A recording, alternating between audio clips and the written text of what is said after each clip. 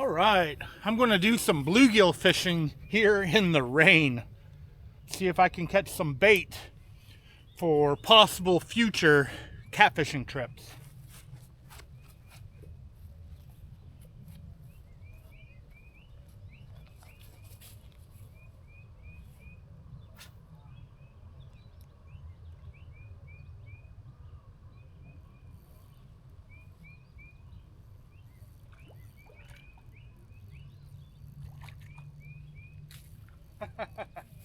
And that was fast. Got a little steep bank here. Gulp Minnows are a great way to catch bluegill with. Nice little bluegill here in the rain. Now I do have a bait tank now dedicated to bluegill. In fact, I downsized my big tank so I could have like a dual tank system. I will make a video of that sometime in the future once I get some problems solved with it. If anything, it's ready for some bluegill now. And I have my live well cooler here to transport these guys with.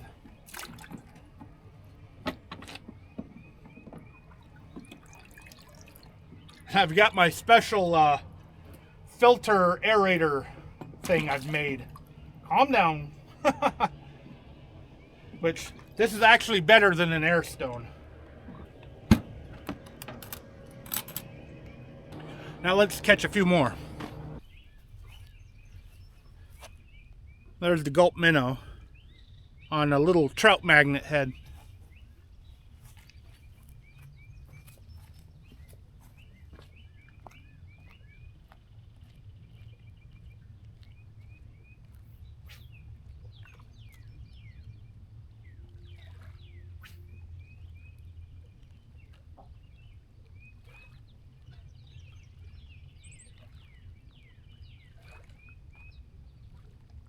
Missed it, whatever it was.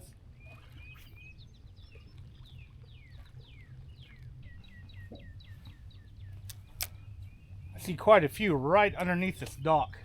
I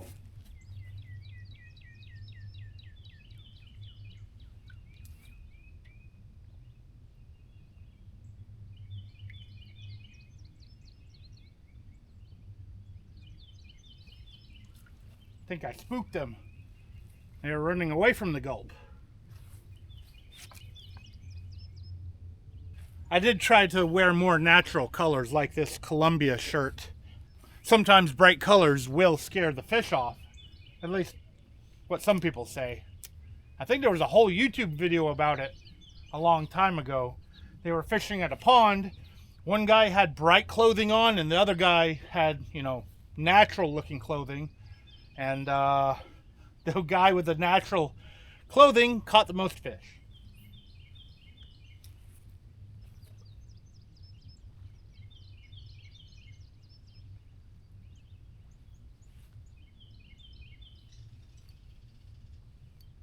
I do have to thank Columbia for giving me a couple of shirts. I really like them, and I'll probably be getting more once I'm able to in the future.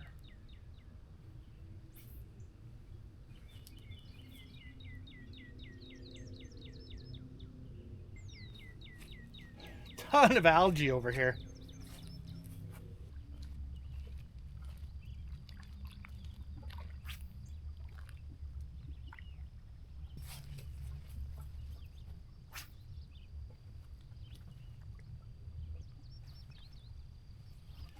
I hope that's not the only bluegill I catch. This side doesn't have anything, and the bluegill at the dock weren't biting. I guess I'll have to try that side.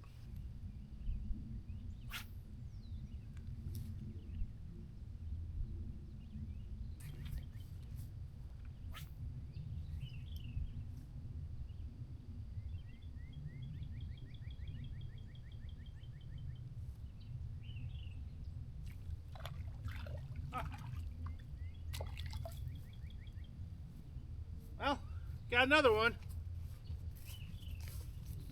They're all really, really small here. This place is fished a lot. I got me a second one finally. I thought for sure I'd end up only catching one bluegill for you guys. Another one. Whoa! And of course I drop them like normal. I did forget to mention that Engel did give me this cooler. And it's because I had a cooler like it before that I had bought myself. And they wanted to send this to me because obviously I got a YouTube channel. But they really wanted to showcase this thing, which is really cool. It has lithium batteries in it, so you recharge it, USB-C, and use it. It lasts for an incredibly long time. And if you charge it and, like, say, leave it in your garage over the winter and never use it, well, when you pull it back out in the spring, it will still be fully charged. This is definitely not cheap, but I think it's worth it. And like I said, I did buy this before. Now, I don't feel that I clarified myself for why I am chasing bluegill. Now, obviously, you know, I'm a fishing guide, so I need to have, you know, bait ready for any time someone books a trip. And lately, skipjacks have been hard to find. And my last couple of trips, I didn't even have skipjacks.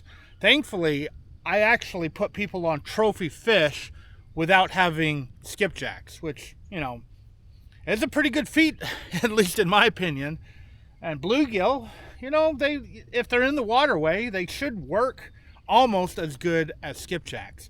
And with bluegill, I can actually keep them alive for weeks. So if I'm able to load up my tote with like 20 or 30 bluegill, not only will I have bait at any given time, they will eat whatever bug I throw in there.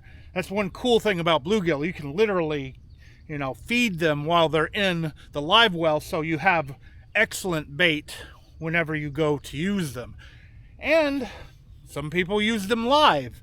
They're good flathead bait when they're live. I've caught a ton of channel catfish with live bluegill, and in the past, I caught a 40-pound blue on a popsicle of a bluegill. It was like 30 degrees outside. The water was about 30 degrees, 40 degrees. We had a popsicle of a bluegill. We threw it out. It hit the bottom, and literally 1 minute later, a big 40-pound blue ate it. There was absolute no way that bluegill had thawed. So really cool adventure. In fact, if I can remember, and if I can find the video, because I got a lot of videos, I will do an iCard to that video above. Now let's see if I can catch a couple more bluegill.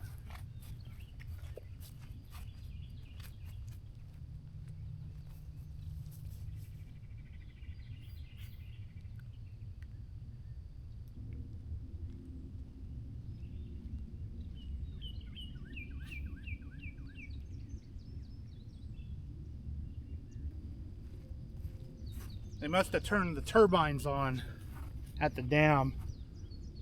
I'm getting some flow here. There's like a little eddy going on right here with current. Pushing pretty good. It's starting to push all this garbage back into this cove.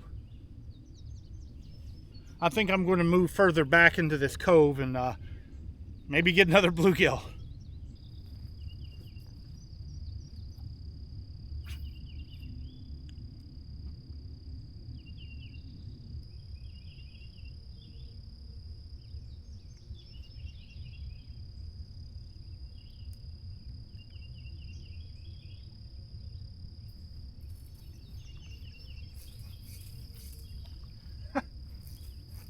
Squirrel fishing. Well, thankfully, I do have more of these Trout Magnet jigs left. Alright, the little Trout Magnet kit I got, which has these little jig heads, has this little bobber that I've never used. So I figured I'll put it on the line and see what happens. It should help me cast a little bit further, because that jig head is really, really lightweight. Maybe a little further. This is what I get for wandering away from the camera. Got another one. This actually might be a good idea because I can stop and then wait for the bobber to go under. It's kind of how you use a bobber. Another one. I have a buddy that just arrived too, and he's trying to catch some bluegill too. And maybe I'll go catfishing later, which will be a separate video. Now let's see if I can catch another one on my bobber rig.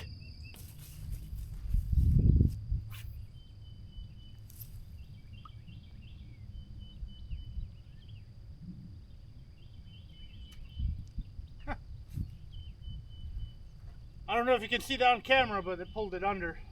A lot of little ones out there.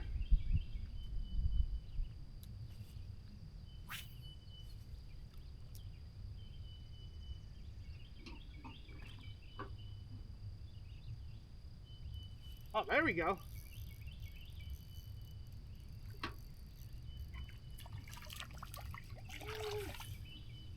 Maybe this is a better way to fish with this. Very nice. No! He almost gained his freedom.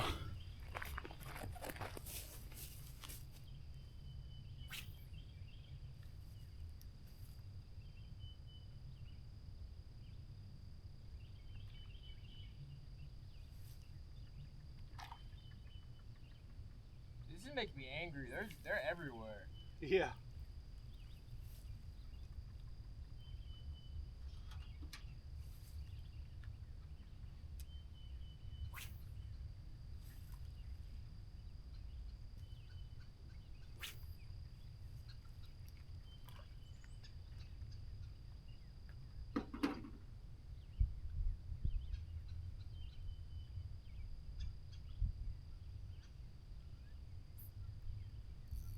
There we go.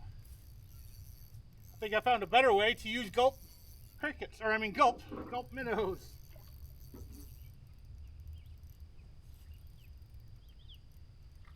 And now I get half the lake with it. That was a good one.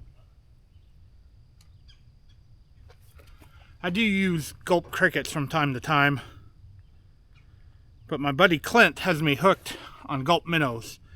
Look at the coloration on that bluegill. Very nice. Good sized one too. Cool. I am trying to use the current to my advantage here. I'm throwing it upriver and letting it drift downriver into where the bluegill are.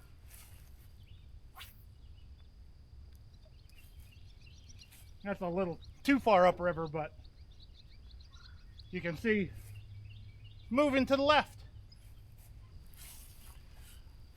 A lot of stuff in the water. I may need to refresh this gulp minnow. That could be why they're not hitting it now. And it's part of fishing, is trying to figure out what they want to eat and how they want it presented. And it looks like the best way here, at least the best way it was, is presented under a bobber with a fresh gulp minnow. Now I will say this, you don't have to use a gulp minnow. I'm only using gulp minnows because I have access to them because my buddy Clint has a whole bunch of them. You could use a big red worm. Just take a small piece of it, put it on the hook, and probably catch more bluegill than what I am catching right now. Now, I wouldn't use a night crawler. Some of you will say night crawlers are better, but in my experience, big red worms are the key to catching a ton of bluegill. And they're very easy to keep. I'm actually trying to grow some at home right now, and kind of failing. I think I lost most of them, but there are a few giant ones left. And once they get acclimated to my little worm box, maybe I'll get a few more. Now I'm going to try to catch a few more on this rig, and then we're going to move to an area where we can put some bait on ice. The results of that spot will probably show up in a future catfishing video.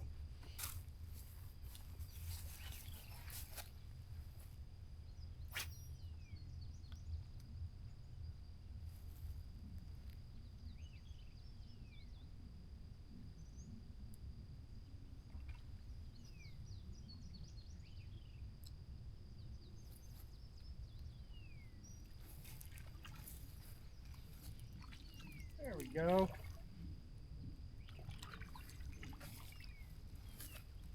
Smaller one. Smaller bluegill. I am going to keep them.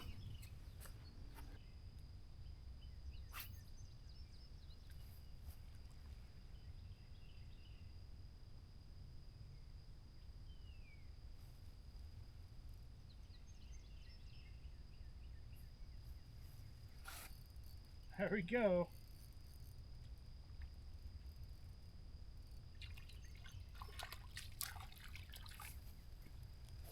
Another good sized one. Oh, come on.